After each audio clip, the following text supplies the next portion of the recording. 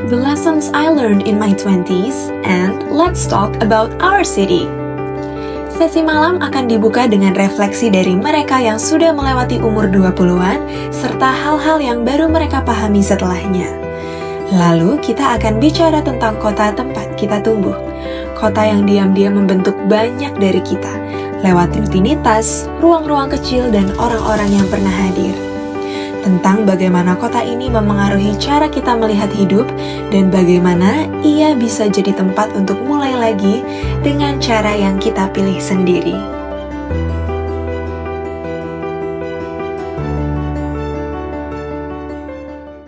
Thank you teman-teman. Ini kayaknya udah pada ngantuk semua ya ini ya? Udah? Udah ngantuk. Oke teman-teman, kali ini saya bikin gak ngantuk ya teman-teman. Oke, saya pingin kontribusinya dari teman-teman. Saya pengen nanya nih, siapa yang gak pernah insecure angkat tangan? Oke, sekarang tak balik. Siapa yang pernah insecure angkat tangan? Wow, it's okay teman-teman. Very good. Tepuk tangan dulu buat teman-teman yang udah berani ngungkapin perasaannya. Yang kedua, siapa yang pernah ngerasa kayak ke-pressure banget di usia 20 tahunan ini teman-teman? Wow, hampir 50%, 50%-nya tanpa pressure kayaknya hidupnya ya. Oke. Yang selanjutnya, ada yang pernah takut gak sih teman-teman di usia 20-an nih? Oke, wow. Oke, I feel you teman-teman. Jadi jujur aja teman-teman, aku ini juga masih belum jauh-jauh banget dari usia 20 tahun ya. Jadi kita ini masih seumuran, oke? Ya. Oke, next. Kenapa kok bisa teman-teman kayak gitu? Nah ini loh alasannya, kalau teman-teman tahu ya, zaman sekarang itu tuh kita lihat tuh, umur 30 tahun udah jadi triliuner. Wow, ini kayak sebenarnya beberapa tahun yang lalu umur 30 tahun. Sekarang umur 20-an udah jadi dari 2 juta jadi miliarder. Gila nggak? Yang paling gila teman-teman, sekarang nih kayak gini. Nih, umur 9 tahun. Nah, piye terusan? Iya toh, umur 9 tahun teman-teman. Nah ini lama-lama jadi bayi itu bisa jadi miliarder ya enggak? Ya toh. Jadi it's very normal teman-teman. It's very normal untuk teman-teman ngerasa ke-pressure, ngerasa takut. Ya toh, ngerasa insecure karena ya sekarang mungkin karena ini ya media sekarang itu jadi orang bisa belajar apapun, orang bisa bla bla bla. Jadi sekarang bahkan umur 9 tahun aja bisa jadi miliarder teman-teman. Ada yang kepingin gak jadi kayak gini? Ya jujur sih saya juga kepingin ya, tapi ya apa daya saya bukan pewaris teman-teman. Oke, next. Nah faktanya loh ya, kalau misalnya teman-teman notice, sebenarnya wajar gak sih? Jawabannya itu gak wajar loh teman-teman ya. Jadi lihat nih, ternyata cuma 1% orang di Republik Indonesia tabungannya di atas 100 juta. Ya toh. Terus tapi tiap hari yang kita lihat adalah wah umur 9 tahun bikin bisnis ratusan miliar gitu. Umur 20 tahun sudah jadi miliarder. Umur 30 tahun sudah jadi triliuner.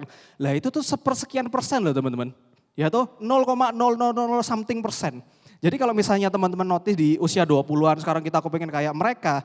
Ya piye gitu loh. BTW ngerti bahasa Jawa enggak? Ngerti ya? Ada yang dari luar Malang enggak? Oh, ya wis paham bahasa Jawa apa ya? Aku ngomong bahasa Jawa enggak apa-apa ya? Oke. Enggak, oke. Aku tadi sebenarnya mau ngomong lo gua, tapi enggak iso kayak teman saya di situ. Mosok lo gua sampun dahar kan enggak mungkin ya. So, apa teman-teman? Be realistic. Jadi ojo apa ya? Jangan ngeliati orang, waduh kepingin. Nah, realistis aja. Wong sekarang itu loh, kita nyampe 100 juta aja itu sulit. Tapi ada tapinya teman-teman.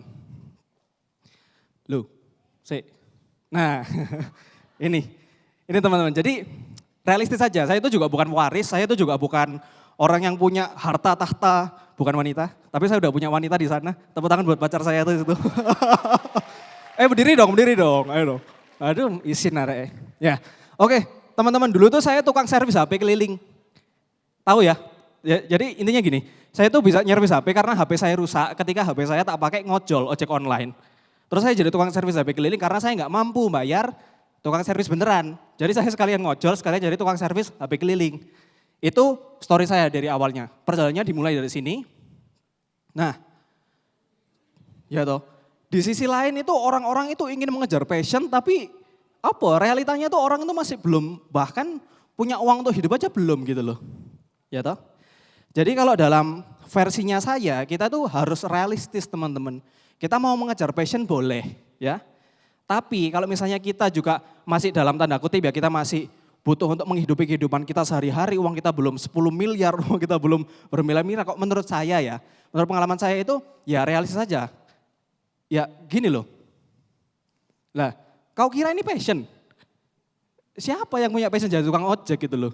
Ya toh. Siapa yang punya passion jadi ini motor saya dulu. Motor saya itu Honda Astrea. Honda Astrea daftar ojek nggak diterima. Ya toh.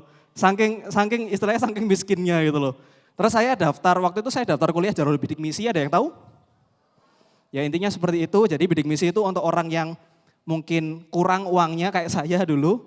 Terus akhirnya saya beli Honda Vario nyicil pakai uangnya bidik misi. Akhirnya puji Tuhannya keterimalah di Gojek ini, akhirnya saya ngojek. Nah, kau kira ini passion juga? Bukan teman-teman. Ya masa saya juga passion juga nyervis HP, saya ini nyervis keliling minum Nutrisari, ini bukan settingan by the way. Ya, jadi ini bukanlah sebuah passion, tapi saya juga being realistik aja karena saya sadar saya bukan orang yang punya warisan yang besar, saya juga bukan punya something yang wow, ya wes saya punya dengkul ya saya jalanlah pakai dengkul saya. Next, poinnya adalah jangan serakah teman-teman. Karena gini, saya tuh ada di titik ya, sempat kerja teman-teman. Jadi waktu saya kuliah, saya tuh juga sambil ngojek, saya tuh juga sambil itu tadi tukang servis HP keliling, saya juga habis itu lulus kuliah, itu bekerja teman-teman. Nah di saat saya bekerja, saya itu juga pengen berbisnis, semuanya saya pengen. Ya pengen kuliah cum laude, ya kepengen bisa kerja, ya kepengen bisa bisnis, bla bla bla. Akhirnya apa? Ya elek semua, hancur semua. Jadi singkat cerita gini, saya tuh dulu kan dari servis HP keliling itu punya store, satu store di rumah saya, di kayak garasi gitu. Akhirnya singkat cerita punya 5 cabang waktu kuliah. Singkat cerita juga tutup 4, sisa 1. Ya toh, kenapa? Ya karena itu tadi, saya kepengen semuanya tapi saya nggak fokus di satu hal. Nah beranjak ke setelah saya kuliah, saya bekerja. Di saat bekerja saya juga nge-start bisnis saya yang satunya lagi, yang di self studio itu. Akhirnya apa? Ya nggak jalan juga. Saya bikin studio 1 itu nggak jalan-jalan, sampai akhirnya saya resign. Ya, terus piye? Apa yang dikejar terusannya toh?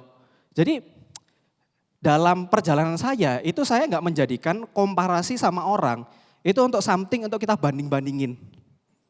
Oke, jadi bukan perbandingan yang tadi membuat saya akhirnya ingin go, karena itu akan membuat kita ya takut, ya kita depres, ya kita bisa ke pressure sana sini gitu loh. Jadi intinya apa, saya tuh sepakat banget sama Mas yang tadi tentang kayak kita tuh harus survive dulu, ya wes survive dulu aja, it's okay, ya toh. Jadi dalam tahap kita sekarang kita harus napak tanah dulu teman-teman, kita harus survive dulu supaya kita bisa, nanti bisa, mungkin someday kita bisa jadi hero. Oke? Nah ini teman-teman yang saya kejar. Kenapa sih kok saya kejar ini? Karena gini teman-teman. Perbandingan kalau sama orang ya, perbandingan sama orang itu enggak akan ada habisnya ya kalau saya lihat ya. Jadi yang saya kejar adalah waktu saya sama keluarga saya, waktu saya sama kakak-kakak saya. Karena yang nggak bisa saya bayangkan itu ketika amit-amit kata ya teman-teman.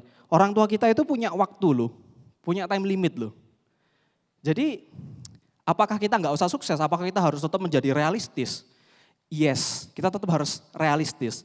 Untuk apa? Untuk kita itu nggak stres teman-teman. Tapi apakah kita nggak boleh untuk ngejar kesuksesan? Menurut saya boleh ketika motivasi kita benar. Ya, kalau menurut saya dalam kehidupan saya itu ingin nyenengin mama saya. Saya itu ingin bikin mama saya bangga dulu sebelum amit-amit kata mama saya itu nggak ada nanti dipanggil Tuhan. Jadi saya nggak bisa bayangin ketika saya nggak berusaha semaksimal mungkin. Ya ini maksudnya karena kita kurang usaha, terus nanti amit-amit kata waktunya sudah habis. Nah menurut saya itulah yang bisa kita kejar selama kita masih punya kesempatannya.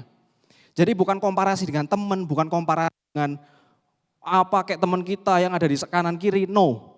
Ya kita look back to ourselves, kira-kira apa ya yang bisa jadiin kita, oh aku ini ngerasa bermakna, oh aku ini gak akan menyesal nanti ketika di aku tua. Sama ketika saya ngomongin tentang kakak-kakak saya itu kan cewek semua ya. Cewek semua ini kan pasti nanti punya suami-suami ya toh. Nah ketika sudah punya suami ya mosok nanti tak ajai jalan-jalan terus, tak ajai bla bla bla gitu kan juga ada waktunya juga. So menurut saya yang saya kejar adalah waktu saya bersama keluarga, waktu saya bersama orang tua dan disitulah uang berperkara teman-teman. Kalau misalnya kita sometimes ya kita rasain ya, kita itu mau ngajak orang tua kita ke Hong Kong, mau ngajak orang tua kita ke Jepang dan lain sebagainya, kita nggak ada uangnya, ya piye, ya toh.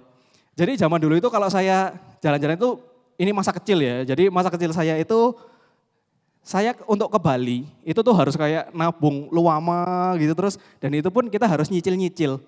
Nyicil-nyicil itu dalam arti kayak gini, kita nanti naik, tahu ya naik bis zaman itu belum ada travel kayak sampai langsung ke Bali gitu enggak. Jadi kita naik dulu bis, nanti transit, terus ke Banyuwangi, nanti ke Banyuwangi itu kita transit, intinya supaya murah teman-teman. Nah kalau today puji Tuhannya saya bisa ajak orang tua saya, nak besok mau ke Jepang, oke gas. Oh nak besok mau ke Hong Kong, oke gas. Supaya mama saya seneng, ya toh. Jadi itu teman-teman. Nah, oh ini ngomong, sopo sih memang kamu ini gitu kan. Jadi teman-teman singkat cerita, perkenalkan, saya tadi belum perkenalan kayaknya, walaupun sudah diperkenalkan mbaknya. Nama saya Bram Billy Graham Santoso, saya saat ini adalah CEO dan founder dari Koi Studio. Dan Koi Studio saat ini dalam 2 tahun itu tuh bisa grow dari 0 sampai ke 12 cabang. Dan itu adalah anugerah Tuhan, bukan karena hebat dan kuatnya saya. Tapi itu ya namanya ada faktor berkat Tuhan kalau orang bilangnya itu faktor luck. Jadi teman-teman, saya di sini nggak ngomong untuk boss up myself, untuk aku lebih keren, enggak teman-teman.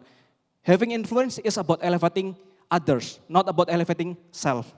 Ya teman-teman, jadi saya di sini kepingin supaya teman-teman bisa juga memiliki mindset yang sama dan juga bisa memiliki hati yang bisa menyenangkan keluarga-keluarga kita. Saya Bram Billy, terima kasih. Boleh ini di follow nih.